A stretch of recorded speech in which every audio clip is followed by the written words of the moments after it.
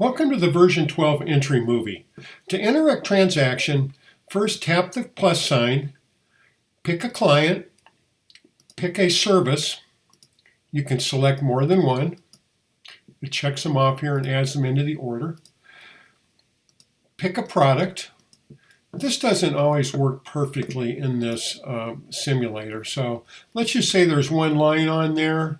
At that point, we can do the invoice and we can go ahead and email, print, or text it. So a simple invoice or estimate is really, really fast. The only other thing we might want to come in here and do is pay this based on a credit card. So that's all it takes to enter a one-line, one-customer invoice or estimate. Let's take a look at one that's already in here and we'll show you some of the other cool features.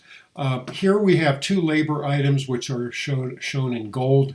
Your products or materials are shown in blue, so you can tell at a glance. Here we can have the multiple quantities. If I want to change the quantity, I come into this screen here, change the quantity. So that's how I edit a line. This also has a supply. This just shows up as a cost. And this is used to determine a gross profit per order if you use that. You'll note that we have a percentage discount here and we have some sales tax. So let's go in and explore the more options. This top field here defaults in the system administration to service call. I can go in and change that. That's basically a description at the top of your invoice or estimate that can be used for different purposes. Here's where we can either put in a fixed or a percentage discount. We can do pricing either based on fixed prices or marking them up off of cost. So if I'm marking up off of cost, I can come in here and change this. That will recalculate the price of my estimate or order. This is for sales tax. I can change the client. I can change the staff member. This option here is used to resequence the document. There might be something that I want to have right up on the top, so I can come in here and just drag these items around to get this in a more presentable view to the customer. The other items of interest here, this is where I would sign a document. I can convert an estimate to an invoice here, or I can copy a document, whether it be an estimate or invoice. So if there's a service I do all the time, it's very easy to reuse that invoice or estimate to create one for a different customer.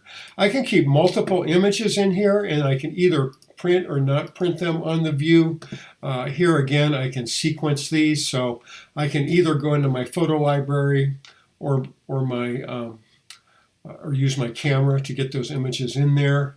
When we go and we print this, you'll see that I've got 2 pages, so this is my transaction, and then there are those images along with comments below each image. So again, you can have images that don't print or images that do print.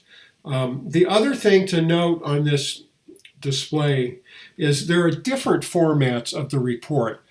Sometimes you might have a client that doesn't want all of the details, they just want a bottom line for each transaction, so that's a summary. Others might want it broken out, labor and material, exactly how many, that type of thing. So there's different formats for different types of customers. For internal purposes, you have a cost report. You can use the material report to order material, labor. You can different things with the format. You can even design the document, change the colors in here. And then when it's time to send it, you can either email it, text it, or print it. So there's various ways, or you can just save this away. So that's a quick overview of your entry. It works the same for invoices and estimates. In the estimate tab here, you can also look at your unpaid invoices.